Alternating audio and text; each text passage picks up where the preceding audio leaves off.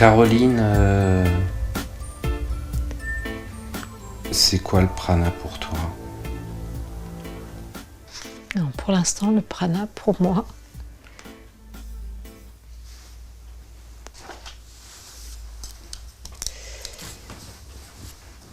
c'est toi le prana pour moi. Bon, ça va être quelque chose de très théorique. Je ne connais pas d'autres. Non, c'est très récent, très récent. Ouais. Je m'intéresse à ça parce que j'ai trouvé ça révolutionnaire, que l'on puisse s'alimenter de prana. Comme je te l'ai dit tout à l'heure, j'ai été très très touchée de voir que tu te filmais dans ton aventure. Et ça m'aurait semblé complètement barré, ou j'aurais pensé lire un truc sur les yogis indiens qui faisaient ça, tu vois, mais quelque chose d'éloigné de moi. Et le fait que ce soit quelqu'un comme moi, voilà, des Occidentaux, des Français qui se nourrissent de prana, je me suis dit, alors c'est possible, on peut se nourrir comme ça. Et le mec, il m'a pas l'air de mentir. Alors j'ai suivi les vidéos.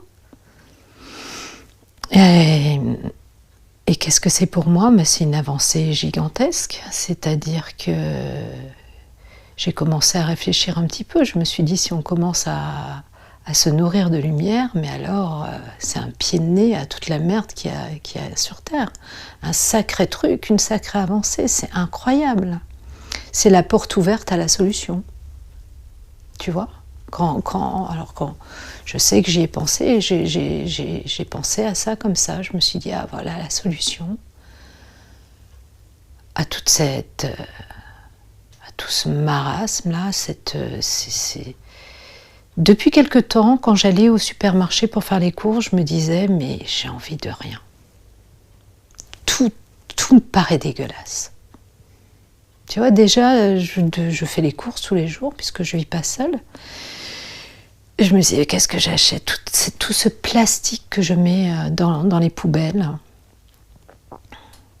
Toute cette bouffe qui est faite de façon industrielle. Les animaux qui sont... Alors, je ne suis pas assez courageuse comme Brigitte Bardot pour aller voir de près tout ce qui se passe et tout ce qu'on fait aux animaux. Mais ça m'accable. Et voilà, le prana, c'est... J'avais envie de voir et de discuter avec des gens qui ont tenté l'expérience pour moi, certainement, la tenter aussi un jour ou l'autre, évidemment. Je nourris mes émotions, j'en ai conscience. Très souvent, j'ai pas faim, je nourris une émotion. Donc dès l'instant où je nourrirai mes émotions autrement, déjà j'arrêterai de manger pas mal. Le prana, c'est pas une matière qu'on consomme, c'est pas de l'énergie au sens de l'énergie matérialisée qui se déplace et qu'on consomme. Pour moi, c'est quelque chose qui... Pour moi, le prana, mais on peut appeler ça de plein de manières. Pour moi, le prana, c'est ce qui est issu de la conscience unique, donc de Dieu, on peut dire la source. Parce que pour moi, tout part de la conscience. De la conscience unique a émergé une force, une énergie. Et cette énergie est ce qui est capable de transformer quelque chose en matière, de créer la matière. Donc la conscience crée la matière à travers l'énergie. Les trois éléments qui constituent tout ce qui est vivant dans l'univers. D'abord la conscience, l'énergie et la matière. Et c'est la conscience via l'énergie qui crée la matière. Donc en fait pour moi le prana c'est ce trait d'union entre la conscience et la matière. C'est cette énergie. Mais on peut la définir comment, je ne sais pas trop. Comme la conscience, c'est difficile à définir. Donc tout ce qui est vivant pour moi contient du prana et vit à travers le prana. Donc les mots qu'on échange, la relation qu'on est en train d'établir, elle n'est que en fait de la matière qui véhicule du prana. Donc le prana, c'est pas un jeûne. Et ça m'a interpellée quand je regardais les vidéos, parce que pour moi, s'arrêter de manger, jusqu'alors, c'était un jeûne. Alors que là, c'est pas un jeûne.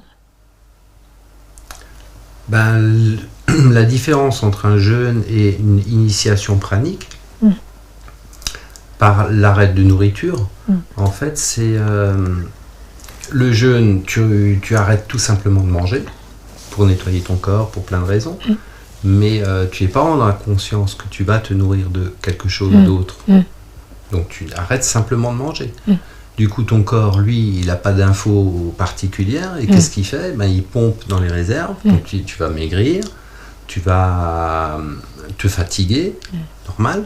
Ton corps pompe dans tes réserves pour survivre. C'est un jeûne. Puis tu le fais pendant un certain temps, et pour pas non plus te rendre malade ou te fatiguer de trop. Donc tu le fais sur une période assez courte, et ça fait beaucoup de bien. C'est, dans toutes les cultures, le jeûne est courant. Donc en fait, c'est l'intention que tu mets qui fait que tu te nourris. C'est incroyable ce que tu es en train de dire. Ben, c'est l'intention et... Tu as l'intention de te nourrir, et donc tu te nourris. Oui, c'est exactement ça. Mais le boulot, justement, c'est d'élever ça à ta conscience. Parce que l'intention, c'est une chose, c'est une question mentale. C'est-à-dire, je décide de me nourrir de prana, d'arrêter de manger et de me nourrir de prana. Voilà, la base, elle est posée. Tout est posé. Mais c'est pas parce que tu as juste cette intention-là que tu vas y parvenir. Tu vas y parvenir peut-être ou peut-être pas. Alors comment Donc tu as l'intention, et alors qu'est-ce que tu fais d'autre pour y parvenir? Après, il y a plein de techniques que chaque accompagnateur va te proposer. Mais globalement, c'est simplement élever ta conscience à déjà la réalité de la nourriture pranique, à la capacité humaine de la nourriture pranique, c'est-à-dire l'amener d'abord sur le plan mental. C'est quelque chose qui existe, c'est quelque chose qui est possible, que je peux faire moi. Et ensuite, il y a le boulot, quoi. Il y a le processus de 21 jours, maintenant pas mal de gens font 7 jours, 9 jours, bon, ça n'a pas vraiment beaucoup d'importance, mais ça t'amène à ça. Et c'est comme une graine qu'on met dans ta vie et qui va mettre du temps à grandir, et ensuite elle va grandir plus ou moins vite en fonction de la quantité d'eau et d'amour que tu lui donnes. Donc le boulot, il se fait accompagner quand même. Tu te lances pas tout seul là-dedans. Il y a plein de gens qui le font seuls. Il y a plein de gens qui le font seuls. Et il y a des gens, j'ai rencontré plusieurs personnes à qui ça convient très bien. Parce que ça génère pas de peur, et même ça, ils sont plutôt à l'aise dans le fait de faire ça seul chez eux, ou partir quelque part et le faire seul. Donc pour certaines personnes, c'est juste comme ça. Pour d'autres, ça génère des inquiétudes, du stress, et ils préfèrent être accompagnés. Donc il n'y a pas de... Parce qu'alors, si jamais je me dis, ok, je commence à me nourrir de prana à partir de maintenant. Donc là, c'est mon intention. Et alors le boulot que j'ai à faire, c'est quoi? Parce que tu me disais, il y a le boulot. Le boulot, c'est simplement élever sa conscience par de la méditation, par... Il y a une technique que j'aime beaucoup, qui est le Kundalini Yoga, par exemple. Parce que c'est une technique qui vient d'Inde, qui a été apportée en Occident par Yogi Bhajan. Moi, j'ai découvert ça il n'y a pas très longtemps. Mais c'est des méditations, c'est des mantras, c'est des postures. Et en fait, toute l'intention de cette personne, Yogi Bhajan, a été d'être en lien avec le prana. C'est ça que je vais faire en Inde, je crois. Tout est... possible que je fasse ça. Dans toutes ces explications par rapport aux postures, aux méditations, aux mantras, aux chants, en fait, il parle tout le temps du prana.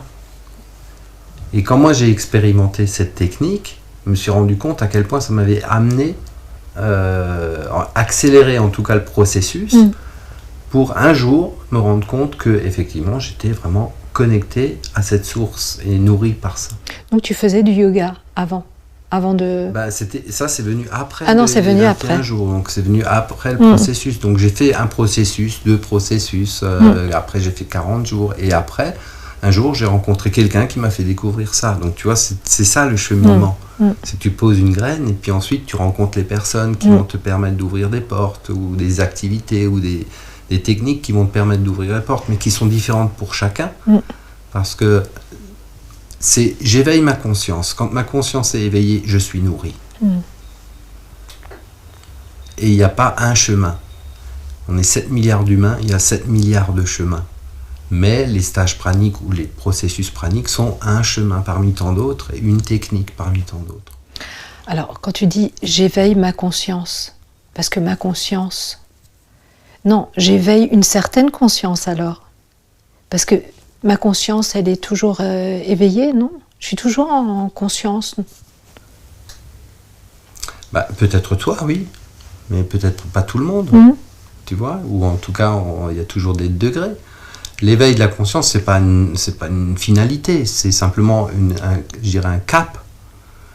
J'ai conscience, et je sais très bien de quoi je parle, parce que j'étais, il y a encore pas très longtemps, absolument pas intéressé ni par la spiritualité, ni par le prana, ni encore, enfin par rien de tous ces trucs ésotériques. Donc en fait, j'avais une vie tout à fait classique, je travaille, j'élève mes enfants, je construis ma maison, etc. Je gagne de l'argent pour vivre. Et tout ce qui était, on va dire, ésotérique ou spirituel ne m'intéressait pas. Alors que moi, je pratique quand même depuis 32 ans. Ouais,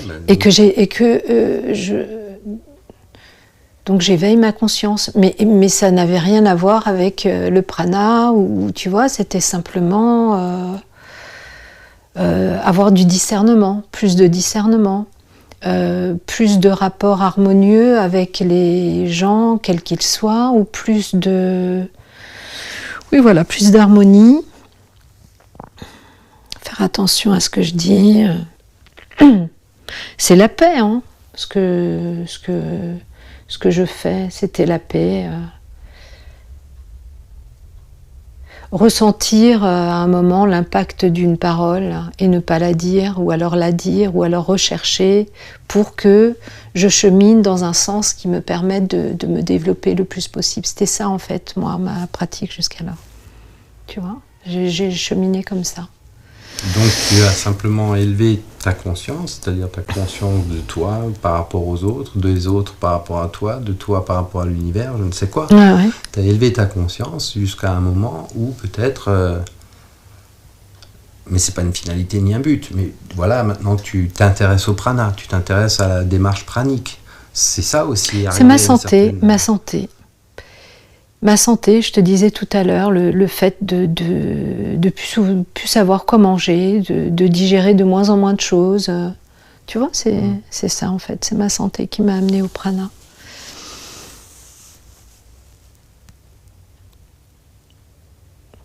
Le marasme dans lequel on est, là, il faut manger du sucre, il ne faut pas manger de sucre, il faut ici, il ne faut pas ça. Après, on te dit tout le contraire du curcuma. Ah non, le curcuma, c'est ça.